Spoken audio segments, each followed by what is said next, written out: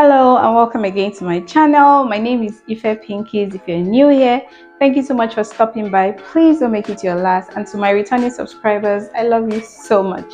Before we move into today's video, please like this video, subscribe to my channel right now, because I realize that a lot of you always forget to subscribe after watching my videos. Turn on your notification bell just so that you'll be notified whenever I upload. And let's move into the video. Thank you so much. I already trimmed the top layer of the cake, and this is to prevent the cake from going bad on time, because the top layer of the cake is usually very moist and you want to take that layer out first. So moving on to the chocolate cake, I just placed it.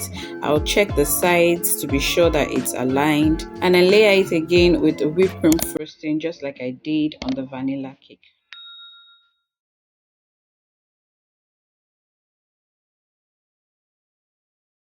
So next is the red velvet layer, and I'm repeating the same thing, which is checking to be sure that it's properly aligned, no bent sides and all of that.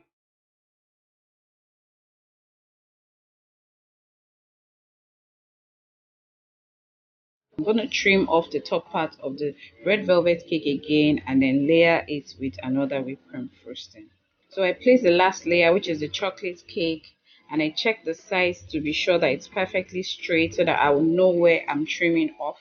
Next is the dowel rods, but I'm using a skewer here. I just inserted the dowel rod and I've already cut it to the size required, and I'm just inserting the skewers into the four corners of the square cake. This is very important. Right now I'm trimming the sides. Take note of how I'm holding my knife. I'm not over trimming, and these cakes have been chilled for some time. I think I chilled this cake for about 30 minutes, and I'm just trimming it right now.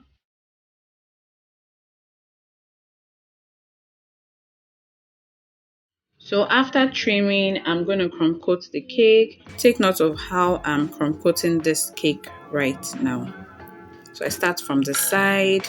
One thing you need to understand about square cakes is that it consumes a lot of frosting. I mean, up to double to triple the amount of frosting you would normally use for a round cake is what you would use for a square cake, and it's more technical, so you want to pay attention, you want to be careful. So right now I just placed the scraper on the side of the cake, and I'm just going straight from one end to the other.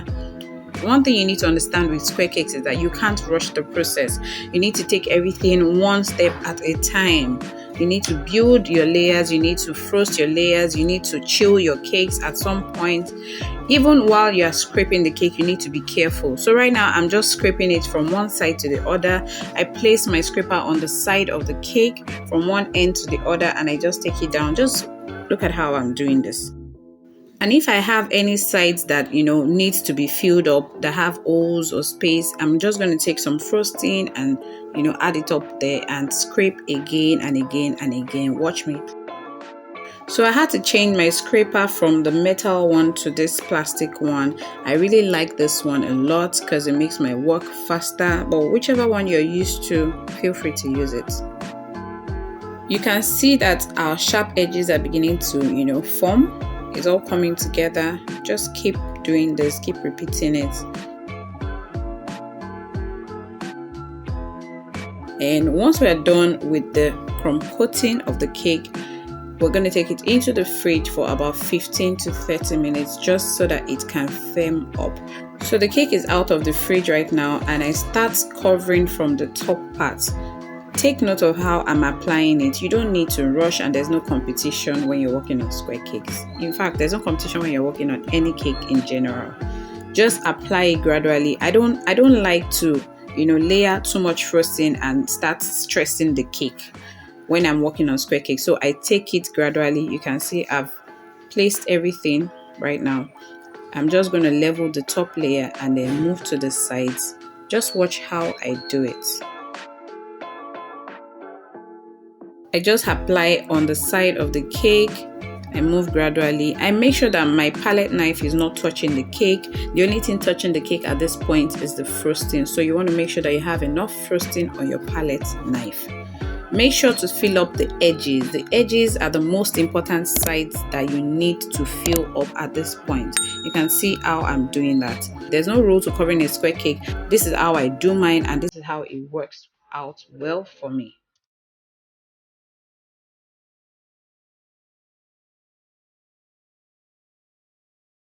So I repeat the process on the next side, applying the frosting, making sure that my palette knife is not touching the cake because I don't want it to smear or stain the cake. I'm just going to apply from one side to the other, concentrating on the edges of the cake. So when you're working on square cakes, you need enough frosting. So take note of that also and charge accordingly because square cakes consumes more frosting and it's more technical. The covering also takes more time compared to a round cake. But then the outcome of a square cake is usually beautiful. So I'm just filling up the edges. You can see how I'm doing that. Just, concentrate on the edges right now. Make sure there's frosting at every corner and on every side of the cake.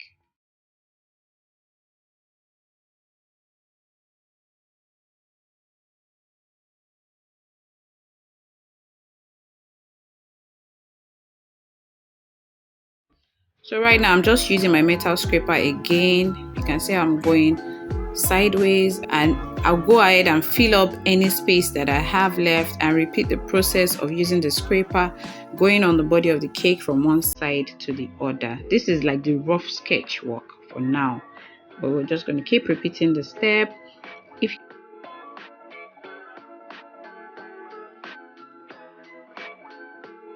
So I changed to this acrylic scraper because the metal scraper usually consumes more frosting, but then I can maneuver with the acrylic scraper or the plastic scraper, and that's what I'm doing right now.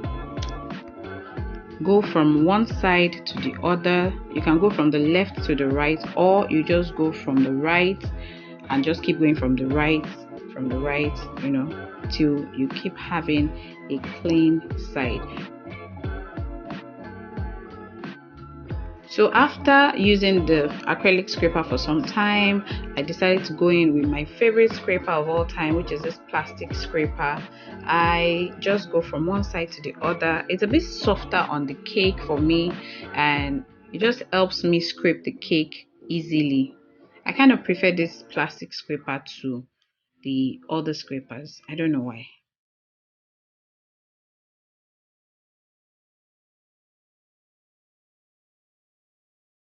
Don't apply too much pressure on the cake, especially when you're at the top or at the edges, because you're working with whipped cream frosting and it's very fragile. Remember, I said it in my super stable whipped cream video that this minute your whipped cream can be stable and the next minute your whipped cream can become unstable if you're not careful. So our square cake is ready right now. If you want your cake sharper than this or neater than this, all you need to do is just repeat the process I just explained to you previously. But for me, I'll be texturing this cake and that's what I'll be doing with this brush. So watch how I do this. I move from one side of the cake to the other, and that is the texture that I want to give my cake. You can feel free to do any texture design that you like, but I think textured cakes look beautiful. Yeah, so that's what I'm just doing. Feel free to create any texture of your choice on the cake, but this is what I decided to do. And for this cake, it's not going to be a plain cake. I'm adding a little bit of color. I think the client gave me pink and I decided to go with a little bit of yellow and blue just to pop the colors more. So you want to go ahead and texture all four sides of the cake. You can do different, there are various texture designs. Just allow your creativity come to life. You can see our cake is looking really beautiful at this point. I know that some people frost their square cakes with acrylic boards, but I feel it takes more time and consumes too much frosting. If you trim your square cakes properly and you follow the steps that I showed you in this video, you'll be a square cake guru just like me. I'll texture the top part of the cake also before moving on into texturing with colors. So you can feel free to, if you're a perfectionist, continue this process and you get a perfectly squared, beautiful cake. But for me, I'm okay at this point. I just want to texture with the colors. So I go in with the pink color first. I'm going to be creating different patterns on the sides of this cake. So feel free to let me know which one you love the most.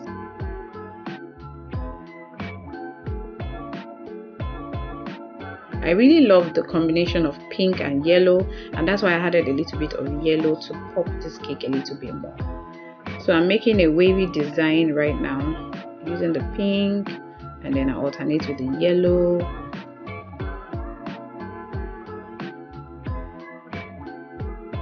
So I'm just creating another pattern on this side. I don't know which side you guys prefer, but then yeah, I love textures.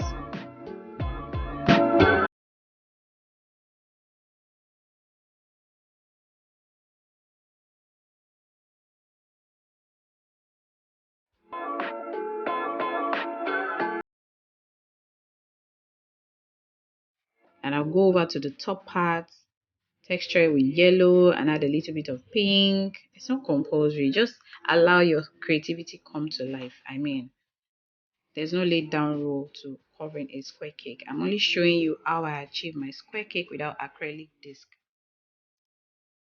Okay. So to make your edges very neat, just go over again with the brush, and just the way we use the scraper, go over again with the brush and touch it again, and your cake is going to be perfectly beautiful and ready. So I'm just adding the touch of blue, like I mentioned earlier. I'm adding the touch of blue to the cake, and I think it's really beautiful. Really beautiful.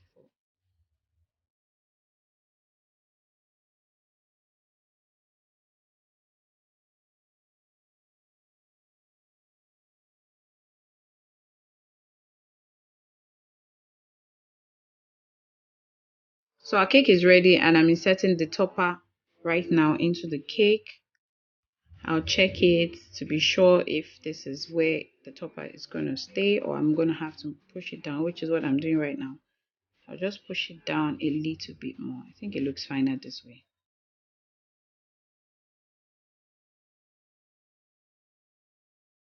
So I'll be adding some sprinkles to the cake to make it look more gorgeous. I'll be making use of white, pink, and gold sprinkles.